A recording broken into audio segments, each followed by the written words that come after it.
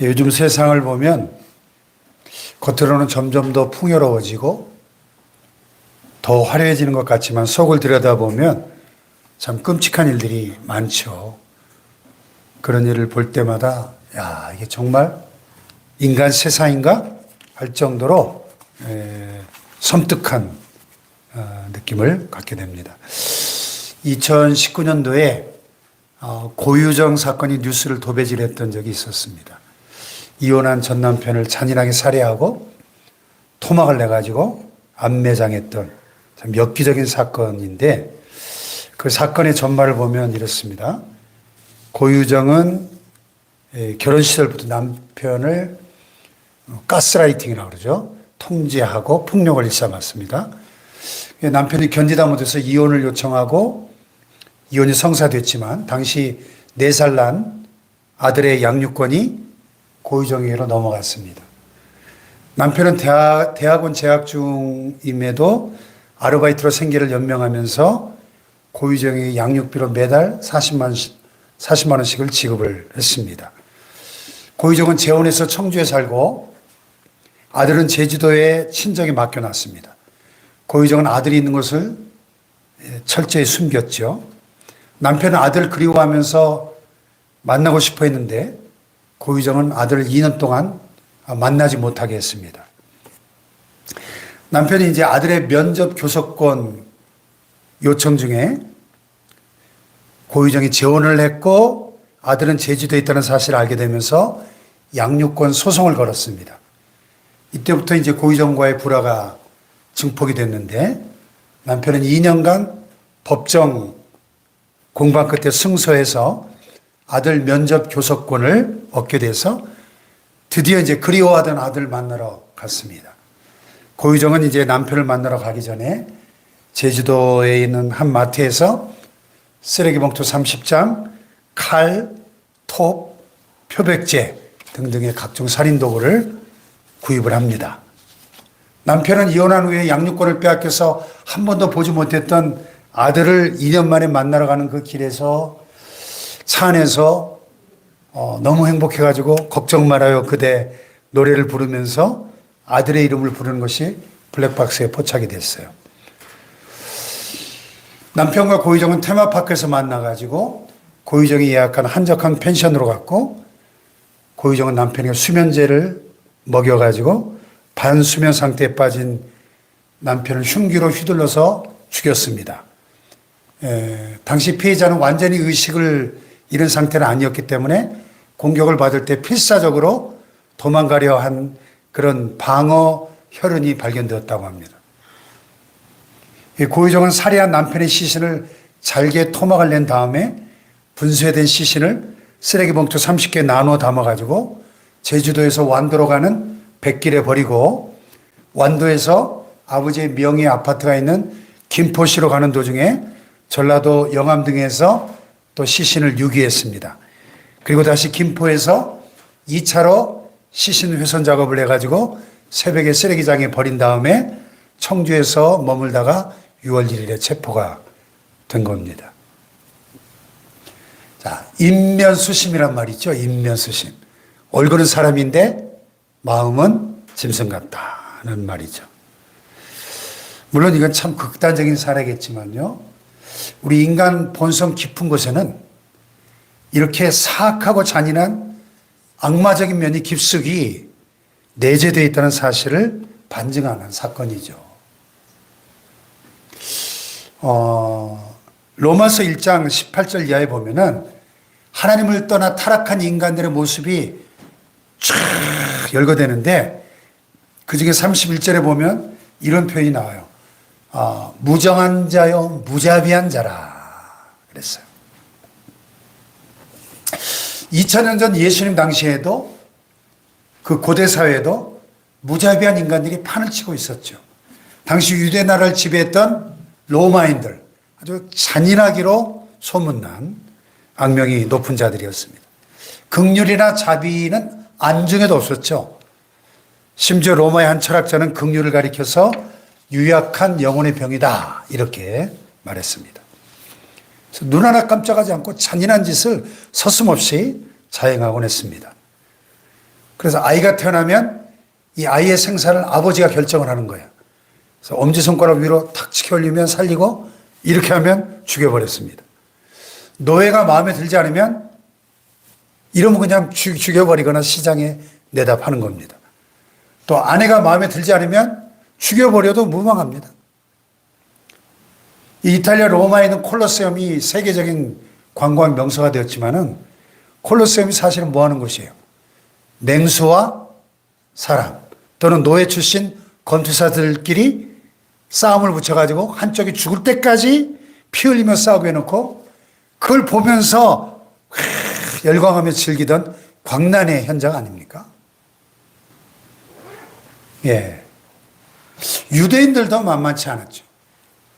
자기들만이 하나님 택하신 선민이라는 자부심으로 똘똘 뭉쳐가지고 이방인들을 멸시하고 심지어 왜 하나님이 이방인들을 만드셨는가? 이런 질문에 대해서 유대 랍비들은 지옥의 땔감으로 쓰시려고 만들었다. 이렇게 가르쳤거든요. 이런 이야기를 들으면서 예나 지금이나 인간의 본성이 얼마나 사악하고 무서운지 알 수 있죠. 그러면 앞으로는 어떻게 될까요? 더 심해지겠죠. 지금 세상 돌아가는 형편을 봐도 그렇고 성경의 예언을 봐도 그렇습니다. 디모데후서 3장 1절 이하에 보면 세상 마지막 때 인간성의 타락을 언급하고 있는데 그중에 이런 표현이 나옵니다. 같이 한번 볼까요? 시작. 내가 이것을 알라. 말세에 고통하는 때가 이르니 사람들은 자기를 사랑하며 돈을 사랑하며 무정하며 원통함을 풀지 아니하며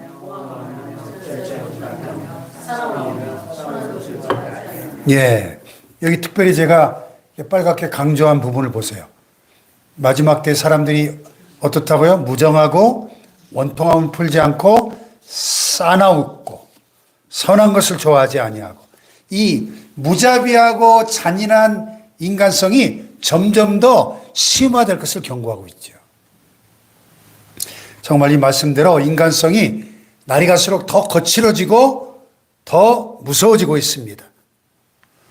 자, 그러면 이렇게 살벌해져 가는 인간 세상에서 우리가 과연 어떻게 살아야 할 것인가? 그런데 오늘 예수님께서 이 살벌한 세상을 향해서 이렇게 말씀하시는 거예요. 긍휼히 여기는 자는 복이 있나니. 공동번역에 보면 자비를 베푸는 사람은 행복하다. 그랬어요. 자비로운 사람이 복되다는 거예요. 얼핏 생각하면 수긍이 잘 안 가지 않나요? 살벌한 세상이니까 더 강해지고 더 독해지고 더 거칠어져야 살아남을 것 같은데 그런데 긍휼히 여기고 자비를 베푸는 사람이 복되다. 그렇게 약해 빠져가지고 될까? 이런 생각이 들지 않나요? 근데 예수님의 말씀이 진리입니다. 인류의 역사를 보세요. 우리 주변의 인생들을 좀 자세히 보십시오. 무자비하고 독하고 거친 사람들이 강한 것 같지만 결국 다 망했어요. 아수르, 바벨론, 페르시아, 로마, 또 가까이는 저 나치 독일 얼마나 강력한 제국들이었습니까? 그런데 또 얼마나 잔인하고 또 사악한 권력이었습니까? 다 망했잖아요. 포악한 독재자들의 말로는 한결같이 비참했습니다. 반면에 긍휼히 여기는 사람은 약해 빠져가지고 처질 것 같지만 사실은 그들이야말로 하나님이 보증하시는 행복한 인생이다 하는 것입니다. 아멘. 오늘 예수님께서 선포하신 이 팔복의 말씀을 함께 보면서 또 하나의 행복의 길을 발견할 수 있기를 축복합니다. 그래서 더욱 행복한 인생을 살아가는 저와 여러분 되시기를 축복합니다. 이 긍휼이란 말은 우리가 요즘 잘 안 쓰는 말인데 자비라는 말을 더 많이 쓰죠. 자비와 비슷한 말인데 근데 이 긍휼에 대해서 우리가 좀 더 자세히 들여다볼 필요가 있습니다. 그래야 우리가 예수님 말씀하신 정확한 긍휼의 사람이 될 수 있겠죠. 이 긍휼이란 말을 원어 헬라어로 보면 엘레오스라는 말인데 이것은 비참한 처지에 있는 인간에 대한 동정, 이런 뜻이에요. 예. 근데 이것은 단순히 마음속에서 느끼는 감상적인 차원만이 아니에요.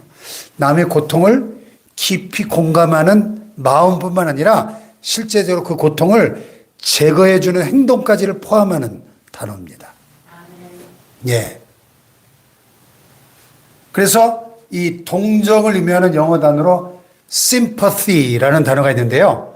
이 단어 합성어예요. sim, 함께라는 단어와 pathy, 경험, 고통을 뜻하는 단어가 합쳐져서 sympathy. 영어의 동정은 뭐냐? 함께 고통을 겪는다, 이런 뜻이에요. 문자 그대로. 또 compassion이라는 단어가 있는데요. com 하면 함께, passion 고통, 고난. compassion 하면 함께 고통을 당한다는 뜻이죠, 이것도. 이웃의 고통을 나의 고통으로 여기고 함께 동참하는 것이 긍휼이다, 그런 얘기죠. 아멘. 그래서 구약 성경에 보면 긍휼을 나타내는 단어가 있는데요. 두 개만 소개해 보면 라함이라는 히브리어는 혈육에 대해 느끼는 뜨거운 정이에요. 그래서 시편 103편에 보면 하나님이 우리를 불쌍히 여기시는데, 긍휼히 여기시는데 마치 아비가 자식을 불쌍히 여기는 것처럼 우리를 불쌍히 여기신다. 이게 라함이고요. 또 이사야서에 보면 여인이 어찌 그 젖먹는 자식을 잊겠으며 자기 태에서 난 아들을 긍휼히 여기지 않겠느냐. 그들은 잊을지라도 나는 너를 잊지 않을 것이라. 참 솔직히 우리 남자들만 대답해 보세요. 부성애가 강합니까? 모성애가 강합니까? 모성애가 훨씬 강하죠. 모성애가. 예. 모성애를 못 따라가죠. 지금 모성애의 하나님의 사랑을 이게 대비하면서요. 여자가 어떻게 자기 배로 배아파는 자식을 잊을 수 있겠는가? 어찌 긍휼히 여기지 않겠는가? 그런데 혹시 그들은 잊을지라도 나는 너를 잊지 않을 거라는 거예요. 우리를 향한 하나님의 그 사랑과 긍휼이 얼마나 크고 깊고 강렬한가 하는 거죠. 아멘. 네. 이게 이제 라함이고요. 그 다음에 이제 또 하나 아주 구약의 키워드 중에 하나가 헤세드라고 하는 단어인데, 이게 무조건적인 사랑이에요. 조건을 따지지 않고, 이해타산을 따지지 않고, 고통 가운데 있는 사람을 불쌍히 여기고 도와주는 그런, 이게 헤세드예요. 그러니까 긍휼은 사실 인간에게서는 찾아볼 수 없는 모습이죠. 우리 인간은 본질상 죄인이고, 본질상 무자비한 존재고, 이기적인 존재고, 그래서 죄인인데 오직 우리 하나님만이 긍휼이 풍성하시고 무한히 자비로우신 분이신 줄로 믿습니다. 한마디로 이 긍휼은 우리 하나님 자신의 고유한 성품이다, 이렇게 말할 수 있습니다. 에베소서 2장 4절 5절을 볼까요? 시작.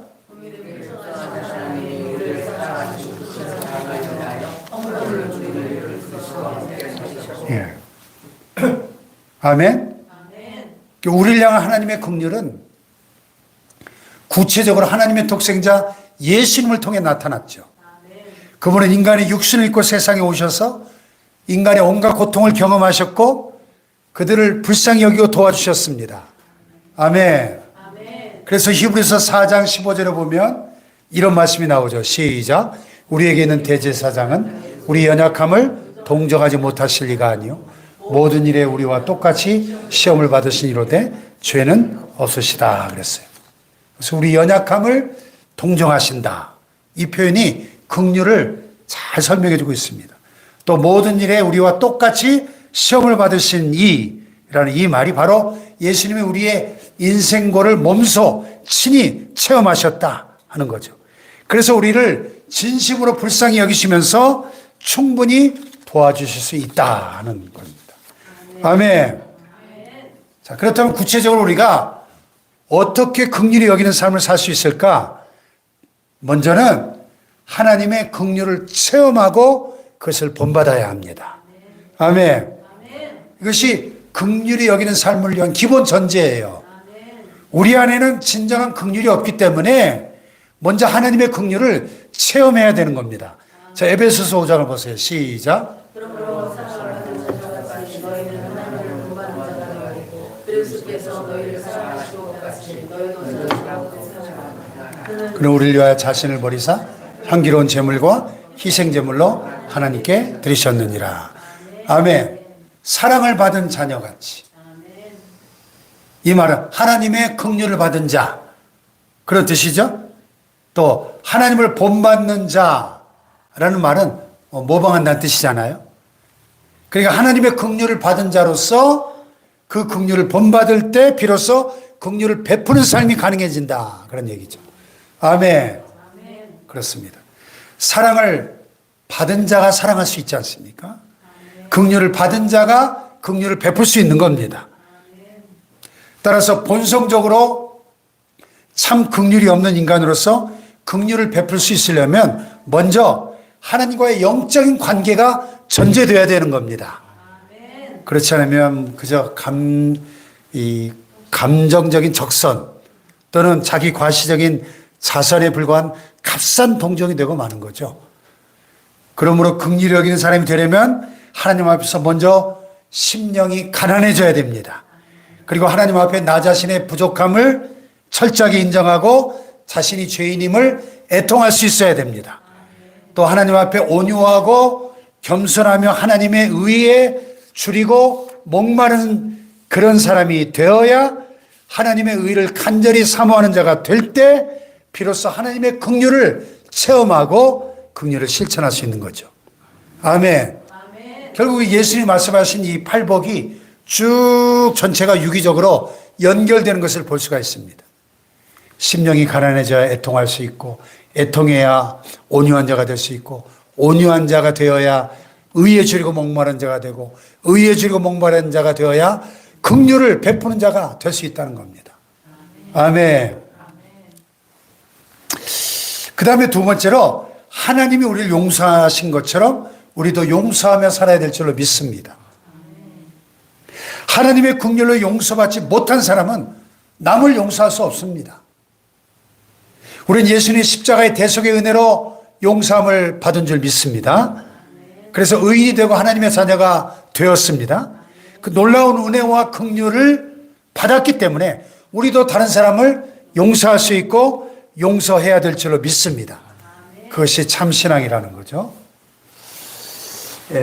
마태복음 18장 21절 이하에 보면 예수님과 베드로가 대화를 하는데요. 베드로가 질문했죠. 주님, 형제가 내게 죄를 보면 내가 몇 번까지 용서해 줄까요? 7번까지 할까요? 7번? 그자 주님은 70번씩 7번까지 용서하라 그러시죠? 그러면 77, 49, 490번 용서하라는 말씀입니까? 근데 여기서 7은 완전수를 의미합니다. 그러니까 70번씩 7번이란 말은 끝까지 무한히 용서하라 그런 뜻이죠. 아마 이 말씀을 듣고 베드로가 무척 당황했을 거예요. 한마디로 불가능한 이야기죠. 7번 또 해줄까 말까인데 끝까지 용서하라. 무한하게 어떻게 용서해요?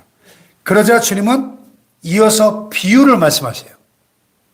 한 주인에게 종이 있는데 1만 달란트 빚을 졌어요. 당시 달란트는 금화로서 1달란트는 6천 데나리온이었어요. 그리고 1데나리온은 당시 노동자의 하루 품삯입니다. 그러면 1만 달란트면 6천만 데나리온이죠. 그 얼마예요? 일당을 10만 원으로만 계산해도 6천만 곱하기 10만 해보세요. 60조인지 제가 대충 계산해 보니까 60조 원 정도 되는 것 같아요. 예? 쉽게 말해서 자기 온 식구와 자기 전 재산을 다 팔아도 갚을 수 없는 빚이란 말이에요, 그거는. 근데 주인이 불쌍히 여겨서 그 엄청난 일반 달란트의 빚을 탕감해 줍니다. 얼마나 감격했을까요? 근데 이 종이 집으로 돌아가다가 길에 친구를 만났는데 자기한테 100데나리온을 빚진 친구를 만나니까 어떻게 해요? 멱살을 잡고 내 빚 갚아! 하고 아이고 좀 한 번만 좀 봐주세요 하니까 그냥 잡아다가 옥에 쳐넣었어요. 그 옆에 있던 다른 종이 그걸 보고 민망해서 그 주인에게 보고를 하니까, 예. 여러분, 100데나리온. 한 데나리온 노동자 하나 뽑사시니까 100데나리온도 적은 돈은 아니에요. 그죠? 예. 한 석 달치 월급이니까 적은 돈은 아니잖아요. 그런데 1만 달러한테 비하면 이거는 완전히 껌값이죠. 아니, 60조 원하고 어떻게 비교가 돼요? 이게? 그러니까 여러분, 우리가 사람끼리만 생각하면 한두 번 용서해 주는 것도 쉬운 일은 아니에요. 그런데 우리가 하나님으로부터 용서받은 그 은혜를 기억한다면 남에게 용서하는 것은 당연하다. 또 충분히 가능한 일이다 하는 겁니다. 할렐루야.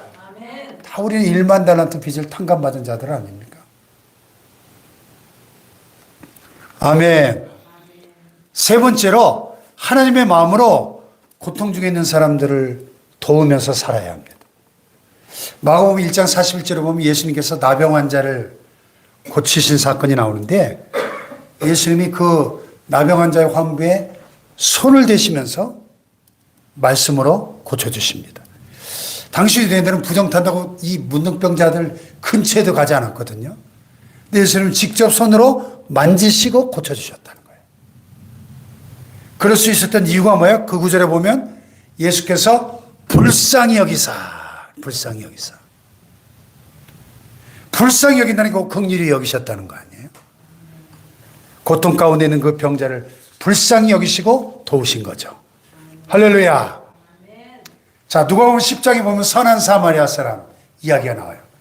여리고로 내려가던 길에 강도들 만나 가진 걸 다 뺏기고 두들겨마다 피를 흘리며 죽어가는 이 불쌍한 사람을 지나가던 제사장도 못 본 채 레위인도 못 본 채 다 도망가 버립니다. 그런데 당시 유대인들에게 멸시받던 혼혈족 사마리아 사람이 이 사람을 보고 데려다가 치료해주고 또 요양할 수 있도록 여관 주인에게 부대 비용까지 지불하면서 부탁을 합니다. 그 동기가 뭐예요? 사마리아인이 이 사람을 보고 불쌍히 여겨. 이 사마리아인의 자비, 이것이 주님이 말씀하신 긍휼입니다. 그러니까 이웃의 고통을 내 고통으로 공감하고 구체적으로 도와주는 거죠. 예수님이 사마리아인의 이야기의 결론을 뭐라고 내렸어요? 다 같이 가서 너도 이와 같이 하라. 아멘. 네. 오늘 우리는 주님의 이 명령에 순종해야 될 줄로 믿습니다.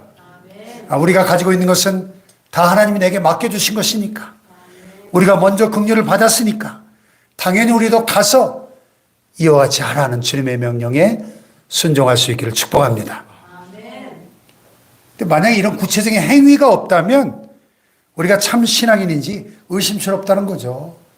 야고보 사도가 그랬잖아요. 시작. 내 형제들아, 만일 사람이 믿음이 있노라 하고 행함이 없으면 무슨 유익이 있으리요? 그 믿음이 능히 자기를 구원하겠느냐? 만일 형제나 자매나 양식이 없는데 너희 중에 누구든지 그에게 이르되 평안히 가라, 덥게 하라, 배부르게 하라 하며 그 몸에 쓸 것을 주지 아니하면 무슨 유익이 있으리요? 이와 같이 행하면 믿음은 자체가 죽은 것이라. 아멘. 네. 여러분, 우리가 행함으로 구원받은 건 아니고 믿음으로 구원을 받았습니다. 근데 그 믿음이 참 믿음이라면 반드시 상응하는 행위가 뒤따르게 되어 있다는 거죠. 네. 행함이 있는 참 믿음을 갖게 되기를 축복합니다. 그 다음에 마지막 네 번째는 영혼들을 바라보면서 안타깝게 기도하며 복음을 전해주는 것. 이것이 진정한 긍휼이죠. 우리가 육신적으로 고통받는 사람들에게 긍휼을 베푸는 것도 참 필요한데 거기만 그치면 안 된다는 거죠. 더 중요한 것은 영혼을 불쌍히 여기는 거죠. 우리 육체는 아프면은 아야 소리를 냅니다. 그런데 영혼은 아야 소리를 못 내잖아요. 사실은 죄로 인해 심각히 병들어서 지금 영원한 죽음을 향해 가고 있는데도 이 영혼에는 자각 증상이 없어요. 우리가 육체도 자각 증상이 없는 암이 그래서 무섭잖아요. 침묵의 살인자라 그러잖아요. 근데 이 영혼은 자각 증상이 없어요. 사실은 지금 지옥으로 가고 있잖아요. 많은 영혼들이. 영혼의 아픔을 바라보면서 불쌍히 여기는 마음이 우리에게 필요하다는 거죠. 유명한 고대 신학자 어거스틴이 그런 말을 했더라고요.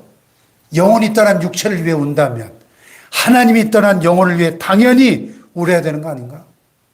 그렇죠. 아니, 죽은 시신을 부둥켜 안고 운다면, 영혼이 떠났기 때문에 운다면, 하나님이 떠나버린 죽어가는 영혼을 위해서 우는 것은 당연한 일이 아닌가 하는 거죠. 아멘. 그러니까 여러분, 최고의 구제는 복음 전도인 것이죠. 예, 그래서 우리가 그 사도행전 3장에 그 유명한 안진뱅이를 일으킨 사건을 우리가 이야기하는데, 베드로가 돈은 없었지만 은과 금은 내게 없지만 내게 있는 것으로 내게 주노니 곧 나사렛 예수 그리스도의 이름으로 일어나 걸으라. 그럴 때 안진뱅이가 벌떡 일어났어요. 성전으로 들어가며 하나님을 찬양하고 걷고 뛰면서 찬미했습니다.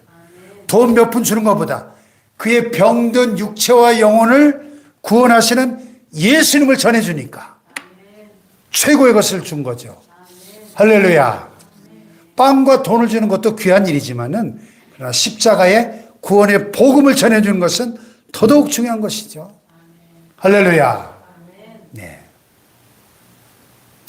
그래서 오늘 본문 후반절에 보면 이 긍휼을 실천하는 사람이 약속된 축복이 있어요. 긍휼히 여기는 자는 어떻게 된다고요? 그들이 긍휼히 여김을 받을 것이다. 아멘. 하나님의 긍휼을 더 풍성히 받게 된다는 거예요. 우리가 이미 하나님의 긍휼을 받았기 때문에 긍휼을 베푸는 것이라고 말씀을 드렸는데, 이제 우리가 긍휼을 베풀면 하나님이 더 풍성한 긍휼을 우리에게 베풀어 주신다는 거예요. 그러니까 긍휼히 여기면서 사는 사람은 이런 선순환을 경험하게 됩니다. 이런 사이클. 하나님의 긍휼을 받아 긍휼히 여긴 삶을 살면 하나님의 더 풍성한 긍휼이 임하게 되고, 또 그래서 긍휼히 여긴 삶을 살면 하나님의 더 풍성한 긍휼이 우리에게 임하게 되는 것이죠. 할렐루야. 얼마나 이 놀라운 행복의 길입니까, 여러분? 그러면 하나님의 긍휼이 구체적으로 우리 삶 가운데 어떻게 임하는가? 하나님의 긍휼이 임할 때 우리 영혼에 참 평강이 임하는 겁니다. 할렐루야. 예. 디모데전서 1장 2절에 보니까 하나님 아버지와 그리스도 예수 우리 주께로부터 은혜와 긍휼과 평강이 내게 있을지어다 그랬거든요.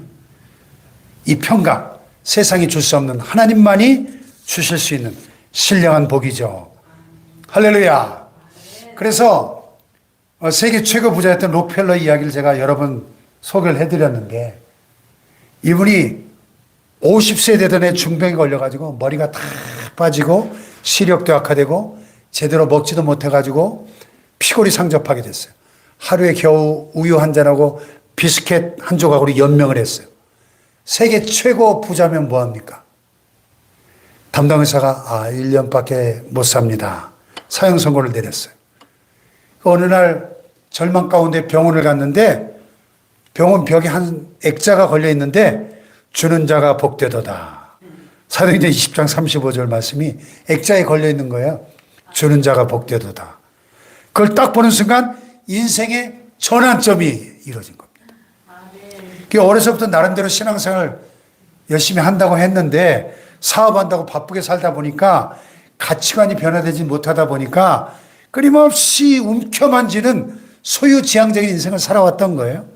그래서 많은 소유를 얻고 세계 최고의 부자가 되었지만 전혀 행복하지 않았던 거죠.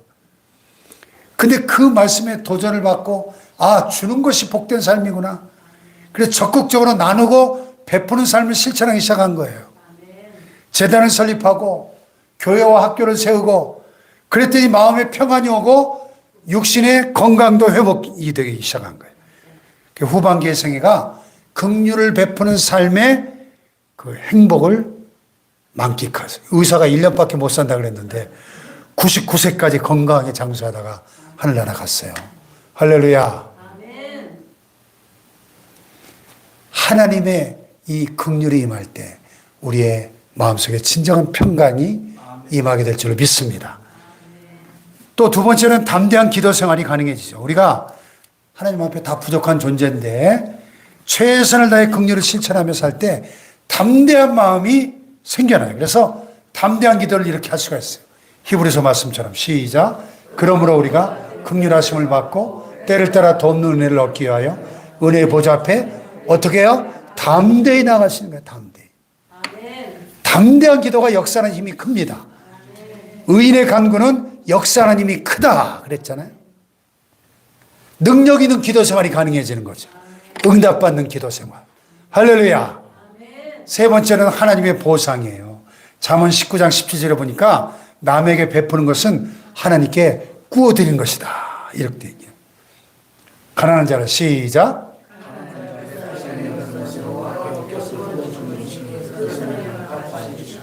아멘. 네. 가난한 자를 불쌍히 여기고 그것은 하나님께 구워드리는 거래요. 할렐루야. 보상이 있다는 거죠.